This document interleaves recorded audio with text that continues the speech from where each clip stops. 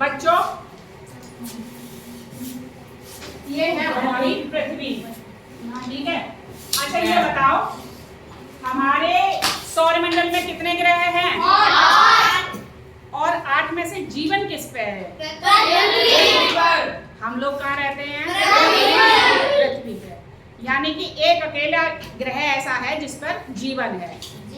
ये भी हो सकता है कि किसी और भी ग्रह पर कहीं पे जीवन हो, लेकिन हमारे सौरमंडल में जितने ग्रह हैं उनमें अभी हमारी जानकारी के हिसाब से सिर्फ पृथ्वी ऐसा ग्रह है जिस पे जीवन है, ठीक है। होने को तो कुछ भी हो सकता है, इतना विशाल ब्रह्मांड है तो कुछ पता नहीं कितनों ग्रहों पे जीवन है।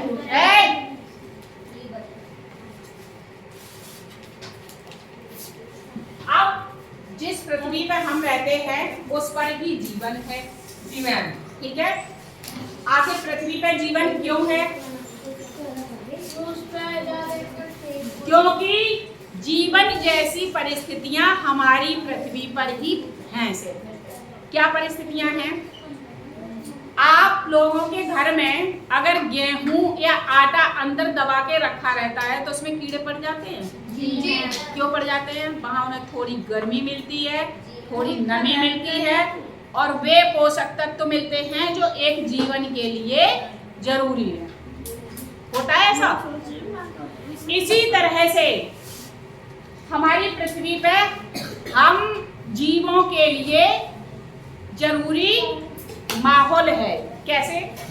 यहाँ पे हमें सूरज से गर्मी मिलती है, ठीक है। सौरमंडल में अकेला ग्रह पृथ्वी ऐसी है जिस पर पानी है। सिर्फ सौरमंडल में पृथ्वी पर ही पानी है, ठीक है। और हवा है। हवा में वो गैस है जो हमारे जीवन के लिए बहुत आवश्यक है, जैसे हम जीवनदायी गैस कहते हैं। कौन सी है जीवनदायी गैस? ऑक्सीजन।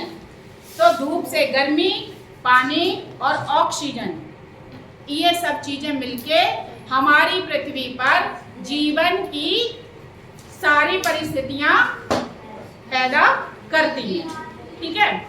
अब देखिए कि हमारा जो पृथ्वी है, पृथ्वी पे इन गैसों का, इन सबका जो भी एक घेरा है, जितनी गैसें हमारे वायुमंडल में जो घेरा है वही हमारा वायुमंडल है। क्या? गैसों का घेरा ही हमारे वायुमंडल को बनाता है, ठीक है। अब इसमें ये आता है कि आखिर हमारी पृथ्वी पर कौन सी गैसें कितनी कितनी मात्रा में हैं। सभी शांत हो जाएं। अभी इनकी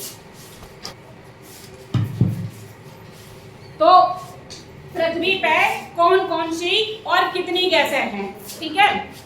तो हमारी पृथ्वी का अगर इसमें 100 हिस्से कर दिए जाएं, कितने करे जाएं? 100। तो 100 हिस्सों में से आप 78 हिस्से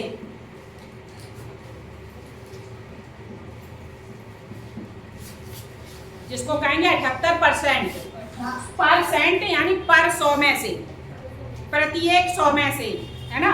तो 78% कितनी कौन सी गैस है? नाइट्रोजन। और उसके बाद 21% है ऑक्सीजन। और जब हम सांस लेते हैं तो कौन सी गैस लेते हैं बेटा? ऑक्सीजन। अब इन दोनों को जब हम मिलाएंगे तो कितना हो जाएगा? 8 और 1 9, 7 और 8 9, 99%। इसका मतलब 1% बचा अभी। Yes ma'am. ठीक। अब वो जो 1% है, 1% में कौन सी है? नाइट्रोजन, कार्बन डाइऑक्साइड,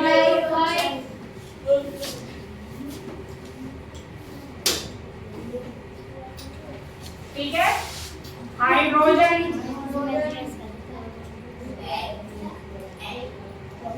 और हीलियम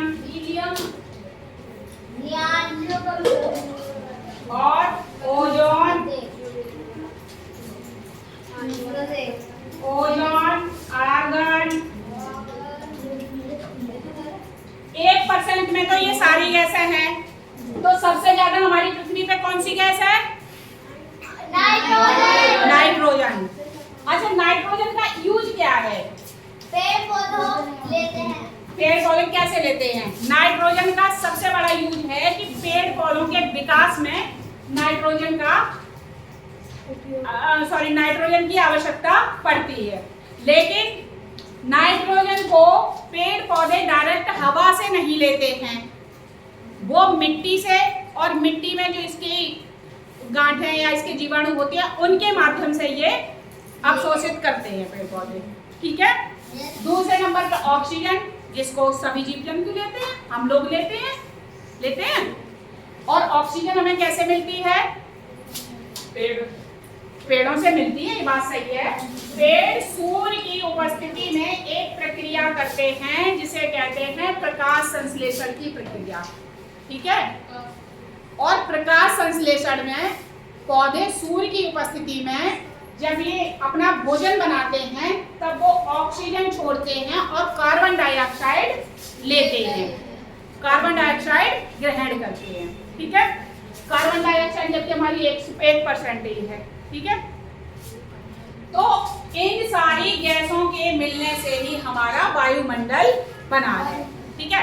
अब एक चीज सोचो, कभी ख्याल आता होगा कि हम हर चीज ऊपर फेंकते हैं वो पृथ्वी की तरफ ही आती है, तो वायुमंडल हमसे अलग क्यों नहीं जाता? जैसे धूल क्यों नहीं चली जाती है? नहीं जाती है। क्यों नहीं जाती है? इस वायुमंडल में हवा के और धूल के जो कण हैं वो भी पृथ्वी से जुड़े हुए हैं पृथ्वी की गुरुत्वाकर्षण शक्ति के कारण। गुरुत्वाकर्षण शक्ति, चुंबकीय शक्ति, चुंबक जैसे चीजों को अपनी तरफ खींचती है, ऐसे ही पृथ्वी हर चीज को खींचती है। हम लोग ऊपर अगर उछलते भी हैं तो गिरते जमीन पे ही आके हैं। ठीक है। तो पृथ्वी ने अपने आसपास का जो वायुमंडल है उसमें जो भी गैसें हैं उन गैसों को अपने साथ खींच के रखा हुआ है। और वो गैसें काय में है? क्षोभ मंडल में। 7 परतें बताई थी वायुमंडल की हमने। पिछले एक वीडियो में हमने वायुमंडल की परतें बताई थी, वायुमंडल की परतें बताई थी। क्षोभ मंडल, समताप मंडल, मध्य मंडल, आयन मंडल या ताप मंडल, फिर बाह्य मंडल, इसी में ओजोन परत की भी एक लेयर होती है। सारा कुछ हमने समझाया था। ठीक है बच्चों, आ गई समझ में? तो इससे जो आगे का चैप्टर है वो उस वाली वीडियो में है जिसे आप देख लेना। और पृथ्वी पे जब बारिश होती है या कोहरा पड़ता है, ये भी जो वायुमंडल में उपस्थित धूल के कण हैं या हवा के कण हैं उन्हीं की वजह से होती है। जब पानी समुद्रों से भाप बन के ऊपर उठता है तो धूल कणों पे ही लिपट जाता है और उनका वजन भारी हो जाता है और वो नीचे गिर जाता है। और इसी तरह से जब कोहरा पड़ता है सर्दियों में तो कोहरा भी धूल कणों पर ठंड के कारण एक पानी की लेयर जम जाती है और वो बर्फ की जैसी हो जाती है और उसी की वजह से ये कोहरा पड़ता है। ठीक है। क्लियर हुआ वायुमंडल का कि हमारा वायुमंडल क्या है और इसमें कितनी कितनी गैसें हैं। किसी को कोई सवाल तो नहीं? चलिए ठीक है।